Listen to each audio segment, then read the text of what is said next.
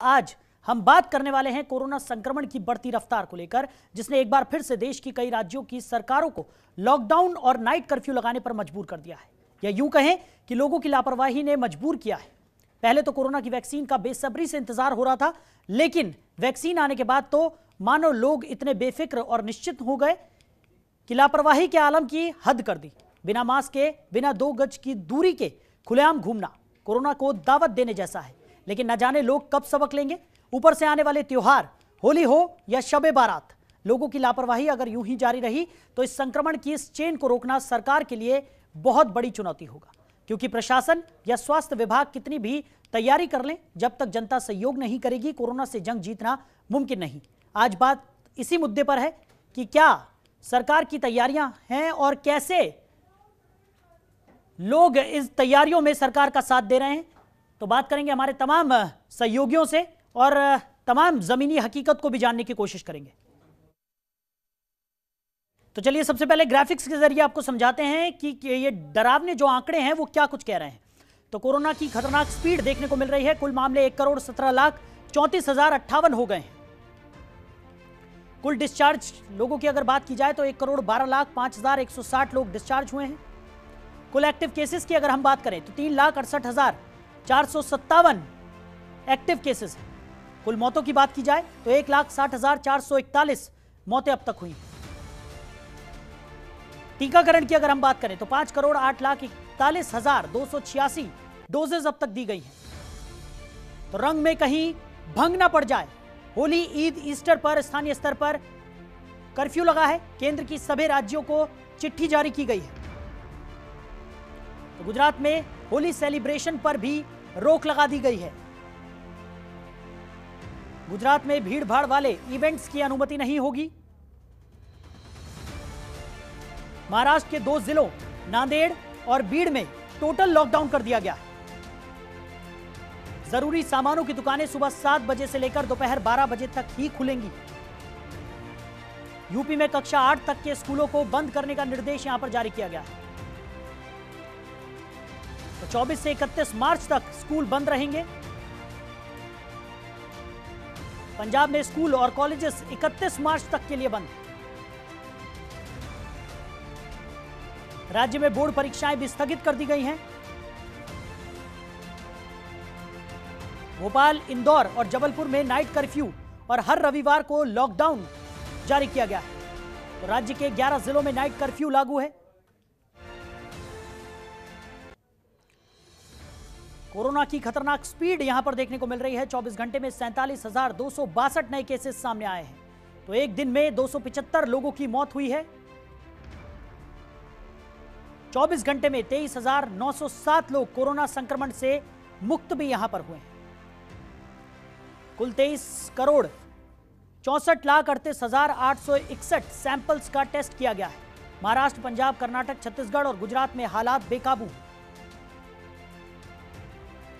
महाराष्ट्र में सर्वाधिक 28,699 नए कोविड केसेस दर्ज किए गए हैं। राज्य में अब कोरोना के 25,33,026 केसेस दर्ज किए गए हैं। महाराष्ट्र में अब तक 53,590 लोगों की मौत हुई है। पंजाब में 2,254 और कर्नाटक में 2,010 मामले दर्ज किए गए हैं। मिजोरम में पॉजिटिव मामलों की कुल संख्या 4,452 पर पहुंच गई है। उत्तर प्रदेश में 3,036 नए कोरोना वायरस के मामले सामने आए हैं। कोरोना के 771 वेरिएंट पकड़ में आए हैं। 736 samples Britain corona virus variant वाले पाए गए। 24 घंटे में 47,262 नए केसेस दर्ज किए गए। एक दिन में 275 लोगों की मौत इस संक्रमण से हुई है। 24 घंटे में 23,907 लोग कोरोना संक्रमण से मुक्त भी हुए हैं। कुल 23,64,38,861 सैंपल्स का टेस्ट यहां पर किया गया है।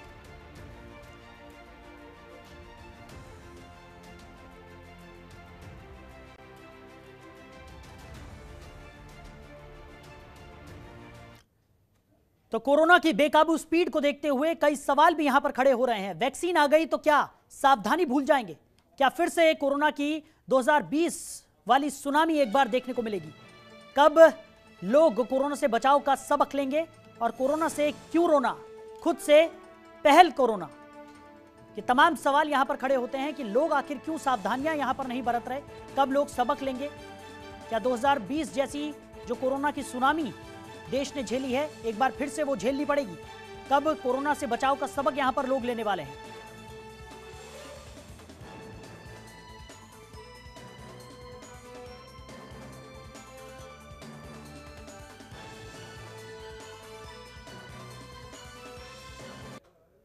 तो कोरोना की बेकाबू स्पीड को लेकर तमाम हमारे सहयोगी भी हमारे साथ जुड़ गए हैं। अलग अलग जगहों से ये सहयोगी हमारे साथ जुड़े हैं और वहां की स्थिति का जायजा लेकर ये हमारे सामने रखेंगे। तो सबसे पहले अवनीश कुमार लखनऊ से हमारे साथ बने हुए हैं, अवनीश कुमार सिंह पटना से हमारे साथ हैं, ममता चतुर्वेदी दिल्ली से, आशीष अग्रवाल चंडीगढ़ से हमारे साथ जुड़ गए हैं। तो सबसे पहले रुख कर लेते हैं लखनऊ का।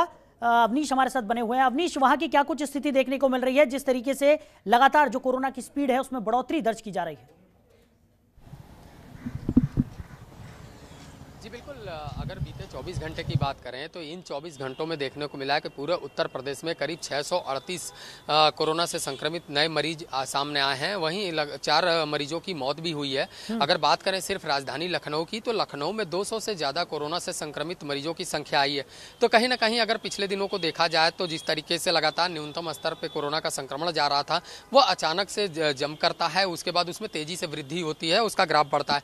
तो इसी को लेकर तमाम जो तैयारियां हैं उसको शुरू कर दी गई हैं और मुख्यमंत्री योगी आदित्यनाथ ने पूरे प्रदेश को अलर्ट पे रखा है, स्वास्थ्य विभाग को अलर्ट पे रखा है और सभी तरीके से एहतियात जारी करने के निर्देश दिए हैं। और इसी एहतियात की तरह उत्तर प्रदेश सरकार ने अपनी गाइडलाइन भी जारी की है। वो गाइडलाइन आज से लागू हो चुकी है और उस गाइडलाइन के मुताबिक आज से कक्षा 1 से लेकर कक्षा 8 तक की जो स्कूलें हैं उनको बंद कर दिया गया है और ये बंद जो है वो 31 मार्च तक प्रभावी रहेगा।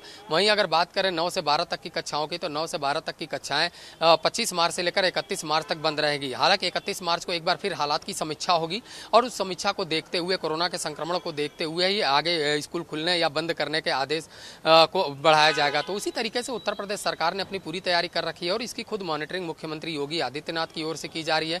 मुख्यमंत्री ने साफ तौर पर कहा है कि जागरूकता ही बचाव का माध्यम है। ऐसे में जितने भी भीड़ भाड़ वाले जगह हैं वहाँ पे सोशल डिस्टेंसिंग का पालन करवाया जाए, वहाँ पे लोगों को मास्क लगाया जाए और इसी क्रम में सभी फ्रंटलाइन वर्कर हैं, चाहे पुलिसकर्मी हो, चाहे वह सफाई कर्मी हो, चाहे नगर निगम कर्मी हो, वो सभी अपनी अपनी जिम्मेदारियां निभा रहे हैं। हालांकि लखनऊ में आज हालात देखने को मिले थे कि स्वास्थ्य विभाग के कर्मचारी और पुलिस विभाग के कर्मचारी लगातार लोगों को जागरूक कर रहे थे और सभी दुकानदारों के पास वो गए और उन्होंने लोगों से अपील की कि वो दुकान में भी बैठे तो अपना मास्क लगाकर बैठें और कोई भी आता है तो उनको मास्क लगाने के लिए अपील करें ताकि लोगों के अंदर जागरूकता हो, इसका असर देखा जाए। तो उसी तरीके से सरकार ने अपनी तरफ पूरी गाइडलाइन जारी कर दिया। इस गाइडलाइन में साफ तौर पर है कि जितने भी अब आयोजन होंगे और खासतौर पर अभी देखा जा रहा है कि होली का त्यौहार है, उसके बाद पंचायत चुनाव है, तो होली के पर्व को देखते हुए मुख्यमंत्री योगी आदित्यनाथ ने अपनी तरफ से साफ कर दिया है कि जितने भी सामूहिक आयोजन होंगे उसमें एक शपथ पत्र देना होगा संबंधित अधिकारी को।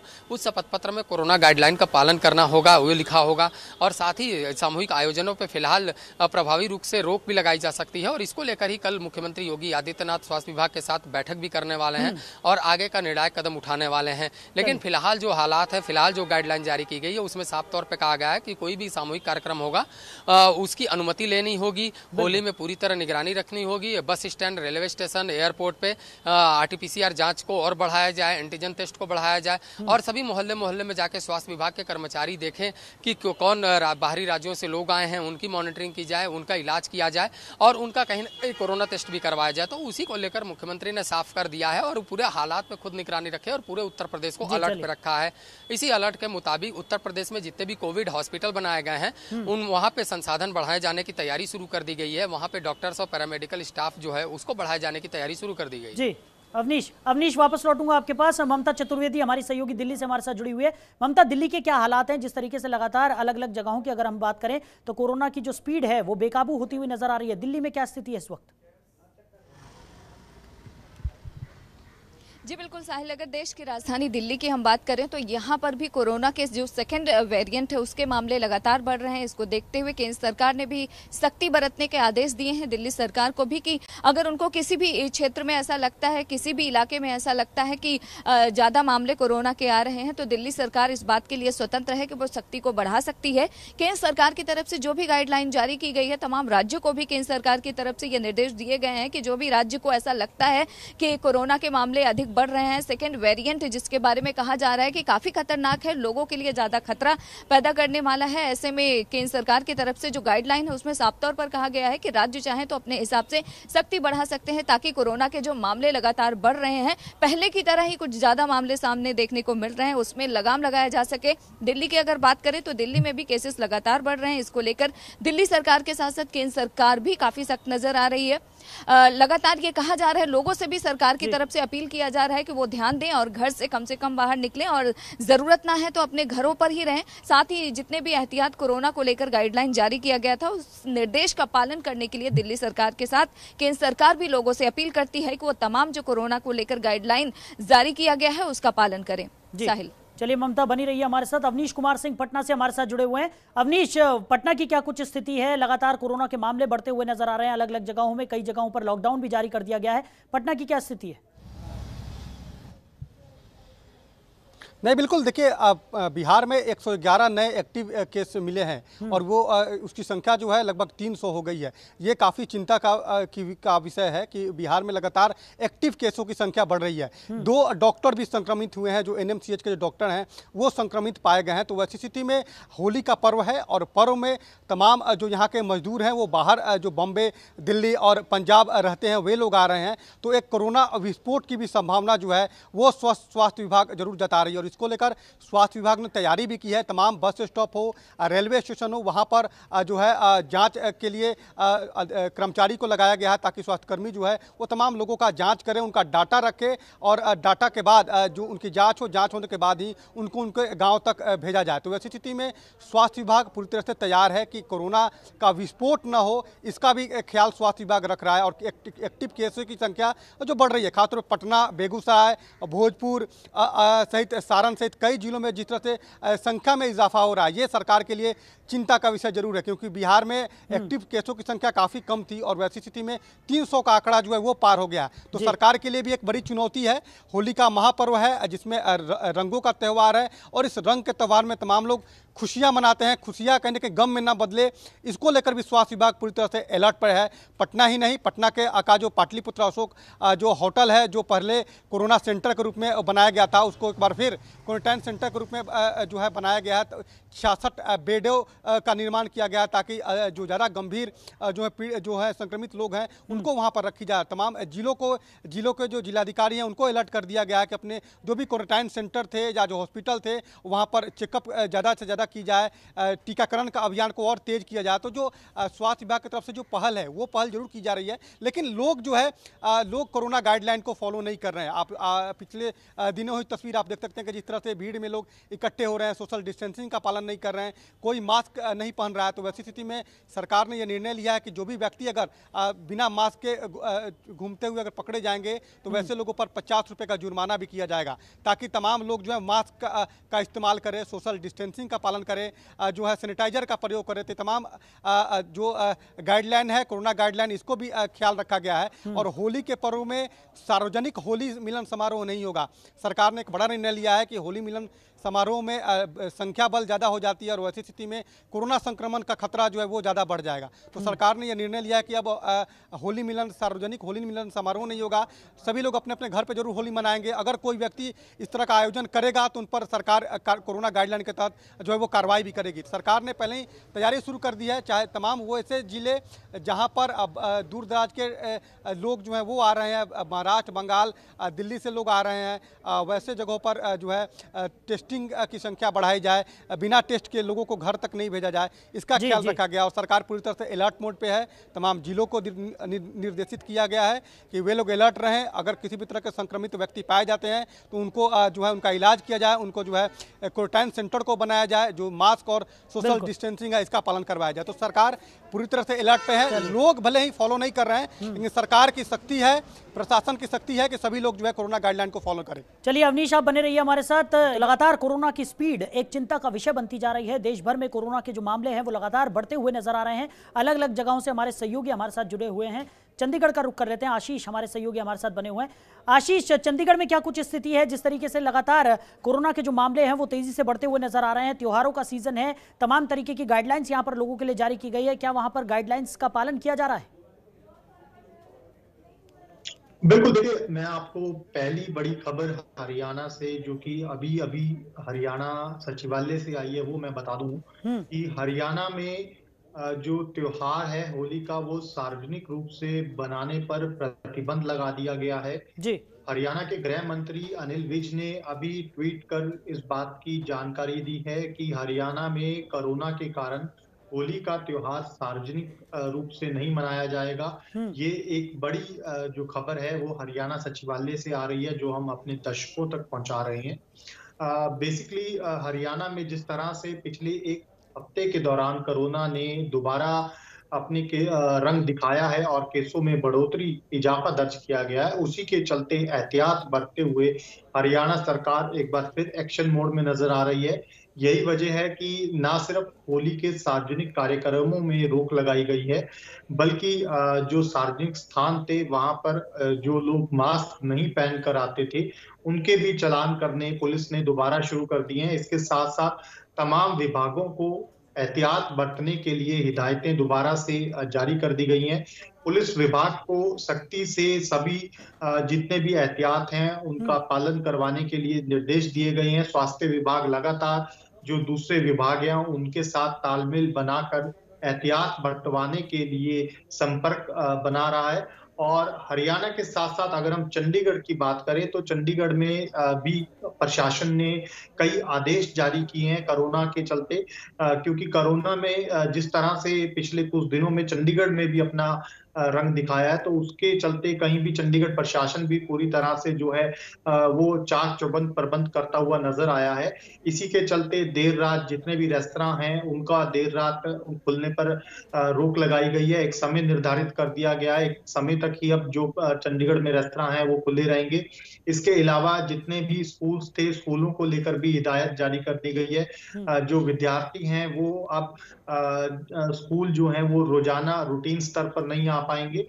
हालांकि शिक्षकों के लिए ये आदेश अभी नहीं है, शिक्षक रूटीन में अपने कामकाज के लिए स्कूल जाएंगे, लेकिन एहतियात उनको भी सभी बरतने होंगे। और अगर हम पंजाब की बात करें तो पंजाब में भी मुख्यमंत्री कैप्टन अमरिंदर सिंह ने तमाम विभागों को सख्ती बरतने के आदेश जारी किए हैं कि किसी भी तरह से जो कोरोना है उनके केसों में इजाफा दोबारा ना बढ़े। इसको लेकर सुनिश्चित करने के लिए कहा गया है सभी अधिकारियों को कि वो ये सुनिश्चित करें कि सभी एहतियात बरते जाएं। जी चलिए आशीष बने रहिए हमारे साथ। जयपुर का रुख लेते हैं, हमारे सहयोगी संजय हमारे साथ बने हुए हैं। संजय, वहां की जयपुर की क्या कुछ स्थिति देखने को मिल रही है? देश भर में कोरोना का जो संक्रमण है वो तेजी से पैर पसार रहा है। जयपुर की बात करें तो इससे पहले भी देखने को मिला था कि काफी सारे नए केसेस वहां पर सामने आए थे, जिसके बाद प्रशासन पूरी तरह से सख्ती बरतता हुआ नजर आया था। इस वक्त की स्थिति की बात करें तो क्या लोग वहां पर गाइडलाइंस का पालन कर रहे हैं? कोरोना की क्या कुछ स्थिति वहां पर देखने को मिल रही है?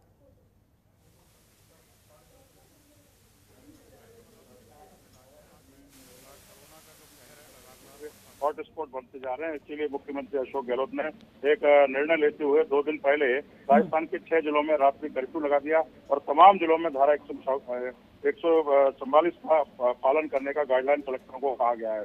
तो कहीं ना कहीं कोरोना को लेकर मुख्यमंत्री यहाँ अलर्ट मोड पे हैं। जिले के सारे जिला कलेक्टर्स और पुलिस अधिकारियों को मॉनिटरिंग कर रहे हैं कि किसी तरह से इसको यहाँ है वहीं रोका जाए, आगे ना बढ़ने दिया जाए।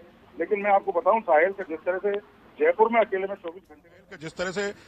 में अकेले में 24 घंटे में 480 से अधिक जो केस मिले हैं और 4 लोगों की मौत हुई है। अगर राजस्थान का अभी तक बात करें पिछले साल से लेकर अब तक करीब 2807 लोगों की कोरोना के चलते मौत भी हुई है और 3,26,000 से अधिक मामले पाए गए हैं। तो कहीं ना कहीं कोरोना जो है वापसी कर रहा है और उसकी वजह खास ये है कि लोगों ने जिस तरह से कोरोना को लेकर लॉकडाउन खुलने के बाद लापरवाही बरती है, उसका नतीजा है कि कोरोना की वापसी हो रही है। लगातार WHO और केंद्र सरकार ये देती रही है निर्देश कि अभी कोरोना गया नहीं है, सावधानी बरतें, सोशल डिस्टेंसिंग का पालन करें, मास्क लगाएं, सैनिटाइजर का उपयोग करें, लेकिन लोग बेपरवाह हो गए, लापरवाह हो गए, इसलिए वापसी हो रही है। साथ ही जिस तरह से बाहर से राजस्थान में जो लोग आएंगे या आते हैं, उनको सख्ती से पालन कराया जा रहा है कि वो 72 घंटे पहले की कोरोना रिपोर्ट लाने पर ही उनको राजस्थान में प्रवेश दिया जाएगा। तो कहीं ना कहीं सरकार पूरी तरह से इस मामले को लेकर सख्त है। मुख्यमंत्री खुद इसकी मॉनिटरिंग कर रहे हैं। राजस्थान के जयपुर, उदयपुर, कोटा, जोधपुर, डूंगरपुर